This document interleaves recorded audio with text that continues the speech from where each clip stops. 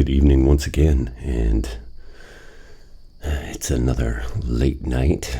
You can hear the chirping of the late summer insects and get the cool sensation coming in the evening, reminding us that autumn is not going to be that far away. So tonight, I figured I'd cover the ultimate Michael Myers from NECA, along with the ultimate Laurie Strode, also coming to us from NECA. And as you can see behind them, there are the little kid figures from Halloween 3, Season of the Witch, a installment that was not without its own controversy. We'll get a little bit more into that in a minute, but the dork is having a pour, and we'll be discussing these this evening over some barrel whiskey. This is their Infinite Barrel Project. This happens to be the October 31st, 2018 edition. And it comes to us at 120.2 proof, so 61.1 ABV, or 60.1 ABV. And this one happens to, I know it has a Scotch, I believe a Highland Scotch, that was finished in orange Curacao barrels. And then there was a Scotch whiskey finished in barrel bourbon barrels, and a Polish rye whiskey finished in barrel bourbon barrels that was added to this batch because they keep stacking on and blending more whiskeys with each edition of this that they've released. I've had a few of the Halloween and a few of the others, the non-Halloween releases. There's been several releases of these throughout the past few years. 2018 was the one I fell in love with. So it just really amazing. You really do get the influence of it's a Highland, but it definitely has some peat qualities going on both the nose and the palate. But the Curacao barrels definitely have their influence. You're getting a really nice orange. And the combination of, I think, the spice of the rye and then the two scotches, and this has been blended with other whiskeys before. These three particular whiskeys was blended into this Infinite Barrel Project. So it's amazing to me that the Curacao actually brings out so much of that orange, that it's an orange like oil. So really orange spiced, really reminds you of like the fall. So that's my favorite, the 2018 barrel whiskey. And they always, for a while, drew a cool little skull for the zero, right? They don't do that. I think in 2020 they stopped. So hopefully if they do this again and the 2021 release hits, it's Halloween. Have fun. Put the little skull on the date. I enjoy it. So, nose on this, like I said, it's just pure. It's like a spiced candy, like a tea, like an orange spiced tea, and it works really well. Enjoy it quite a bit. So we'll dive in on the palate, then we'll cover a little bit about these fun little Halloween sets that I have.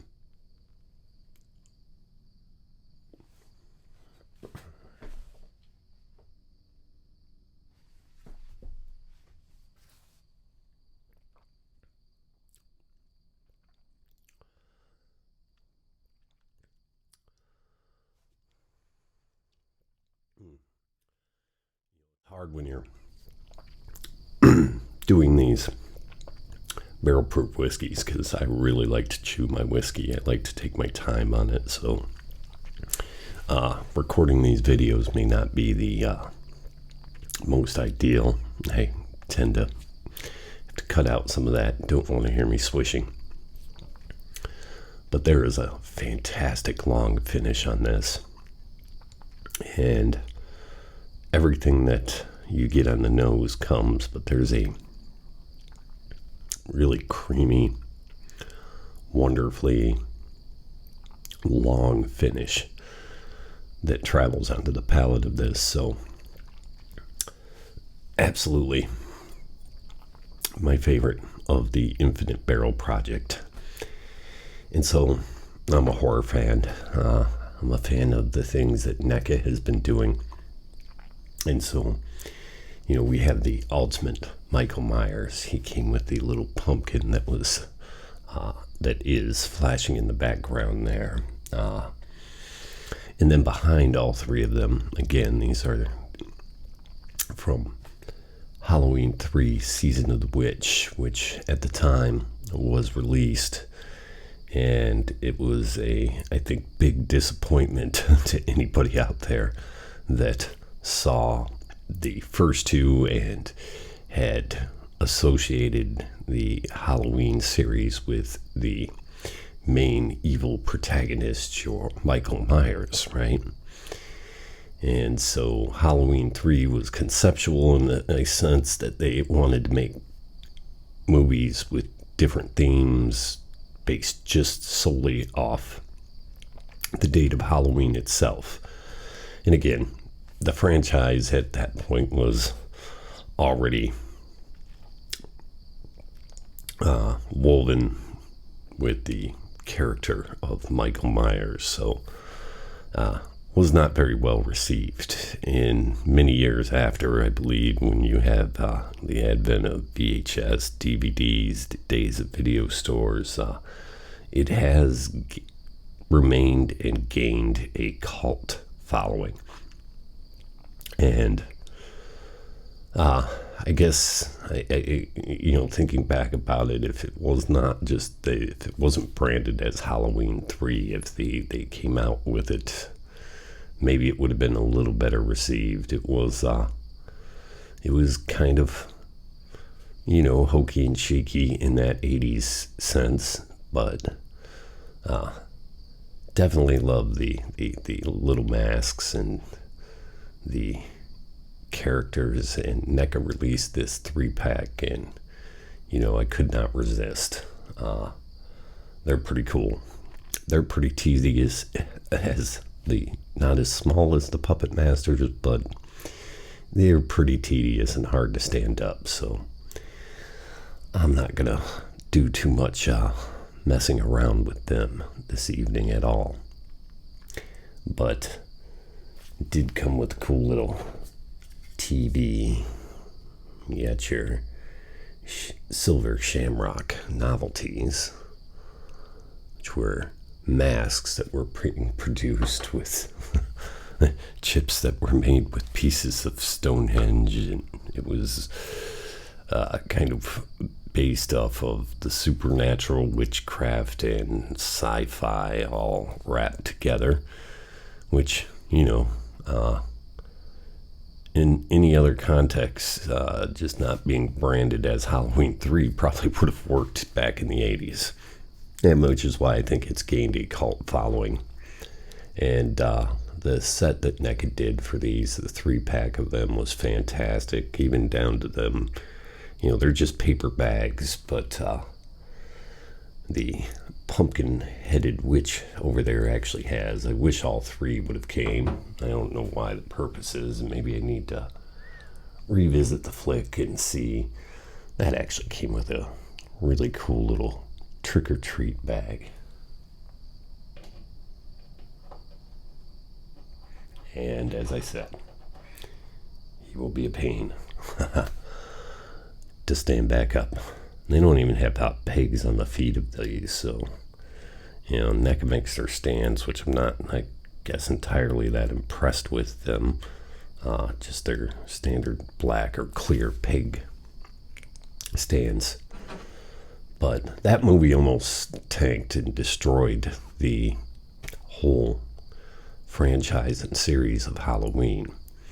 And of course, it got its revivals through the 90s to the 2000s, and then I think with Rob Zombie actually making his versions, and it's been fun. I think we're at 11. Maybe there's more than that now. I have to get a look and get a better count. But yeah, the attention to detail, I love the things they do. That's just great. We'll set that down there for now. But a pretty articulated version of Michael Myers. He came with a few other sets of hands, I believe a gravestone, and I think a fire poker, and I forget what that was it. There we go. Everything goes down. We'll just pretend that didn't happen. Set her back up. And, yeah. Well, since it fell, it's definitely really nice. The cloth wardrobes, their little hands. Pretty well articulated, but again, with the tiny little feet that we have here that are not necessarily seem to be flat enough to want to well, there, that wasn't so bad. We'll try our luck here, get a little better close-up of and there's 3 alternative masks where these are, I think, shifted and distorted from their normal state, because that was part of the movie. If you've seen it, if you haven't. So the Ultimate Laura Strode is really nice. Both of these, their texture, the paint. NECA does pretty well at these and giving you articulations and hiding the joints and trying to make them match and flow. And she came with 2 heads. She came with a revolver, and I believe it's a rifle. I think it's a lever action rifle. I'm not sure. It's in the box sitting right by me, but I'm not gonna take the time to shuffle through boxes or even do opening boxes, and maybe I'll get to covering more of their accessories and have that stuff out if any of you guys have interest in that. But it's getting to be that time of year, so I thought it would be fun to cover these guys and gal along with our Barrel Whiskey Infinite Halloween edition of 2018. So yeah, Michael Myers had a few different heads. Like I said, the pokers. I have a few different Michael Myers from a few different makers. NECA's done a really good job. Very impressed with the quality of these, and I've had no issues with loose joints or stiff joints. On the smaller scale ones that I can say I have, like with the Puppet Masters, but with these scale that they have here, I'm pretty impressed with it, and I think the scale of her to him is pretty accurate. He was pretty tall, and Jamie Lee Curtis was a woman. Whatever the hell I'm trying to say there. She's got her knife, goes into a sheath. It actually does buckle in there, but good luck getting that peg over into the hole on that strap for that. Not something I'm gonna waste too much time trying to do. But hope you guys enjoyed this. NECA is doing some really cool things.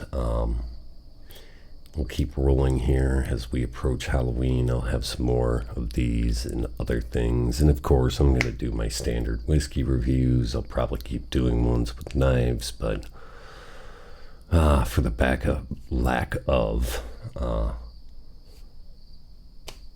I'll just call this, the dork has a pour, and that's when I am going to review things like this and just take a peek at them. I'm not going to waste too much time trying to go over all their points of articulation. I think if you get a good view and you get to see them out of the package, it's kind of cool. But I'm going to leave this at that. I hope all of you guys out there have a wonderful evening, day, morning, whatever time you happen to see this. School.